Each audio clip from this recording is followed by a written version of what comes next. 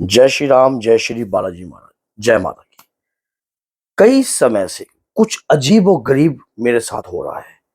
ऐसा आपके मन में कई बार ये सवाल उत्पन्न होता होगा कि मेरे साथ कुछ अजीब सी घटनाएं होती हैं। घर जाता हूं तो लड़ाई करने का मन करता है, घर से बाहर आता हूं तो माइंड शांत हो जाता है, और व्यापार पे जाता हूं तब भी लोगों से चिड़चिड़ापन मेरे अंदर से उत्पन्न होता है। और किसी से बात करता हूं, कस्टमर से बात करता हूं या किसी से लेन देन होता है उससे बात करता हूं, तो एकदम मन में अलग सा ही उचाट उत्पन्न हो गया है। ऐसा क्या हो रहा है मेरे साथ? कुछ अजीब और गरीब हो रहा है। लेकिन ये हो कब से रहा है? कुछ ही समय से हमारे साथ ऐसा हो रहा है। अगर ऐसा संदेह रहता है तो कहीं आपकी बुद्धि का बंधन तो नहीं हो गया है? किसी ने आपकी बुद्धि को बांध तो नहीं दिया? अगर किसी ने आपकी बुद्धि को बांध दिया है, मन में इस प्रकार की आपके संदेह भी उत्पन्न हो गया है कि किसी ने मेरी बुद्धि शायद काम ही नहीं कर रही है, मैं किसी से बात करना होती है तो उससे गर्मा-गर्मी तरीके से लड़ाई हो जाती है, और जहाँ मुझे गर्म होना चाहिए वहाँ मैं कुछ भी नहीं करता। लोगों से लेन-देन चलता है तब मेरा कोई पैसा अगर किसी को ज़्यादा चला गया तब भी मैं कुछ नहीं कर रहा, और जिसके कारण मेरे व्यवहार में भी लॉस हो रहा है और घर में भी मेरा स्वभाव बदलता जा रहा है। ऐसा मेरे साथ क्यों हो रहा है? तो ऐसा इसके पीछे कुछ ऐसा रहस्यमयी कार्य होता है जिसके बारे में आपको अभी पता नहीं है। क्या होता है कि बहुत सारे लोग जो अगर कहीं प्रकार की आपसे ईर्ष्या रखते हैं, कई भी ऐसे लोग हो सकते हैं, किसी भी जगह हो सकते हैं, आपके घर में भी हो सकते हैं, आपके परिवार में भी हो सकते हैं, आपके नज़दीक भी हो सकते हैं।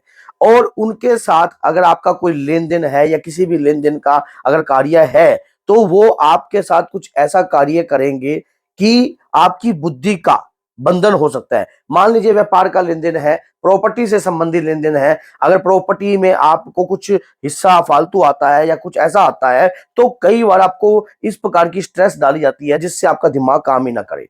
ये बुद्धि बंधन करने वाले कौन लोग हैं? ये तो मैंने आपको बता दिया, आपके नज़दीकी हो सकते हैं या आप कहीं से आपकी कोई रंजिश होती है, पुरानी किसी प्रकार का लेन-देन है या किसी भी प्रकार की कोई भी कार्य है, उसके तहत ये क्रिया चलती है। अब ये करते क्यों हैं? किस तरीके से करते हैं? ये आपका एक पुतला बनाया जाता है जिसके कारण तंत्र की प्रक्रिया के द्वारा उस पुतले के ऊपर बंधन किया जाता है। जैसे कई बार आपको महसूस होता है कोई जैसे कि सिर दर्द हो गया आपका, आधा सीसी दर्द होने लग गया सिर में, आधा सीसी दर्द होने लग गया, रिपोर्ट में कुछ भी नहीं आ रहा आपकी, आपकी रिपोर्ट में कुछ नहीं आ रहा, डॉक्टर के पास रिपोर्ट कराने जाते हो, वो उस रिपोर्ट में कुछ नहीं आ रहा है, फिर उसके बाद सीटी स्कैन कराते हो, एमआरआई कराते हो, रिपोर्टें नॉर्मल है, लेकिन फिर भी आपके साथ ऐसा क्यों हो रहा है? ये बुद्धि का बंधन किया है, आपका पुतला बनाकर उस पुतले के ऊपर तंत्र की प्रक्रिया करी गई है और उसमें सुइयां चुभई है जिसके कारण आपका दिमाग विचलित रहे, और आप जैसे ही अपने व्यापार के प्रति सोचते हो उसी समय आप आपका दिमाग विचलित हो जाता है, व्यापार पे जाने का मन नहीं करता, दुकान खोलने का मन नहीं करता, कोई नया कार्य करने का मन नहीं करता, शरीर टूटा-टूटा सा महसूस हो रहा है। ये बुद्धि आपकी बंधन में आ चुकी है। हमें ऐसा भी लगता है जैसे हम कोई कार्य करते-करते भूल जाते हैं।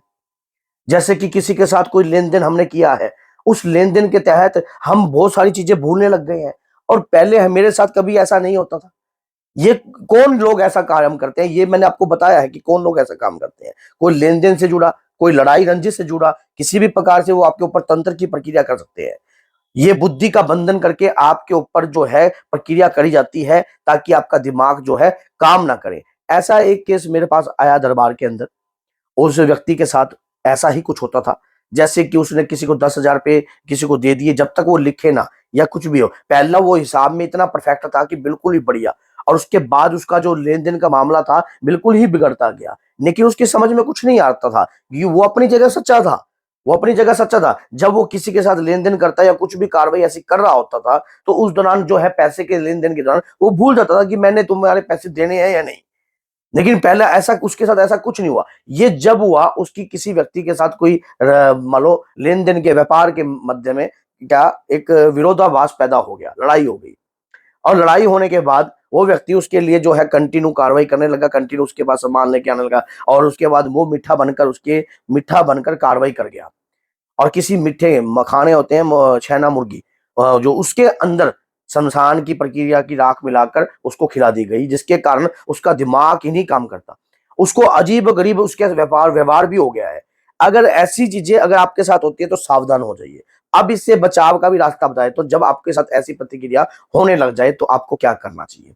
आपको अपने शरीर के बराबर जो है कलावा लेना चाहिए। अपने शरीर के जितना, अंगूठे से पैर गांठ मार देने, पैर के अंगूठे से लेकर शरीर तक माप लेना। आपने कलावा ले लेना है, कलावा जो होता है इस प्रकार का, जो कलावा होता है, कलावा ले लेना इस प्रकार का। कलावा लेकर आपने उस कलावे में 13 गांठें मारनी है। याद करना, 13 गांठें मारनी है, और 13 गांठें जो मारनी है वो हनुमान जी के रुद्र मंत्र का जाप करके मारनी है। ओम हम हनुमते रुद्रात्मकाय हूं फट स्वाहा। इस प्रकार की गांठें मारी, ऊपर की तरफ अपने कंधे पर करते गए, फिर मारी, फिर कंधे पे करते गए, फिर मारी, फिर कंधे पे करते गए, फिर मारी, फिर कंधे पे करते गए। ऐसे कर कर 13 गांठें लग जाएंगी। जब वो गांठें लगकर पीछे तक धागा चला जाएगा, अब उस धागे को आगे लाइए और इस प्रकार से पलट दीजिए, इस प्रकार से पलट दीजिए।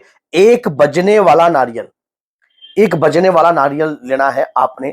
बजने वाले नारियल के ऊपर आपने क्या कार्य करना है, एक पान का पत्ता, एक पान का पत्ता लेना है। उसके साथ आपने एक 10 रुपए की दरखास्त लेनी है, और साथ में एक लेनी है जलेबी। ये लेकर बांध कर जलेबी के साथ ही आपने इस प्रकार से बांधकर, ऐसे ही बांधना जैसे मैं कर रहा हूं, वहां समझ गए। इस प्रकार से आपने उसके ऊपर लपेट दिया। अब अपने ऊपर से, नीचे से लेकर ऊपर तक, मतलब ऊपर से घुमाना नहीं है, सिर के ऊपर से वारना नहीं है, आगे से घुमाना है, फेस के ऊपर से आगे से। ये कार्य करना है किसी भी अंधेर पक्ष के शनिवार से, किसी भी अंधेर पक्ष के शनिवार से ये प्रतिक्रिया आपने करनी है। अब आपने लेनी है एक कील, जो बजने वाला नारियल होगा, ये कार्य कर कर वो कील भी अपने ऊपर से इसी प्रकार से, ऊपर से लेकर नीचे तक आपने करनी है, इसी प्रकार से 7 बार। अब वो कील जो है उस नारियल में आपने गाड़ देनी है, और पीछे मुड़कर देखना नहीं है, चुपचाप अपने घर में आप निकल जाओ घर से। जो जिस भी व्यक्ति के साथ ऐसा कार्य हुआ है, अब वो अपने साथ कोई जो व्यक्ति कार्यक्रम कर रहा है उसको भी लेके जा सकता है। जाकर हनुमान जी की सिंदूरी मूर्ति के आगे इस प्रकार की प्रक्रिया को रख दीजिए। पीछे मुड़कर देखना नहीं, चरणों से सिंदूर लेना है, मस्तक पर तिलक लगाना है, कानों पर तिलक लगाना है, यहां तिलक लगाना है, एक यहां तिलक लगाना है, एक यहां तिलक लगाना है, एक यहां तिलक लगाना है, लगाकर वहां से वापस आ जाना है। इस कार्यक्रम को आप 3 दफा करना है आपने, कभी भी 3 दफा कर दीजिए, लगातार 3 बार करना है। कभी से अंधेर पक्ष से शुरुआत होगी, फिर चांदन का आएगा, फिर उसके बाद इसमें कोई संदेह ना करना कि चांदन में आ गया, शुरुआत अंधेर से करनी है। मैं आपको बता रहा हूं, जो मैंने ये उपाय बताया है 101% आपके ऊपर ये काराग्रह होगा, 101% आपके ऊपर ये काम करेगा। आपकी बुद्धि उसी समय उत्कीर्ण होने लग जाएगी। बड़े से बड़ा तंत्र किया गया हो, आपका पुतला बनाकर कार्य किया गया हो, या आपके शरीर का कोई भी कपड़ा लिया गया हो, या आपको अंदर कोई सामान डाला गया हो, तो उस तरीके से ये कार्य करना है।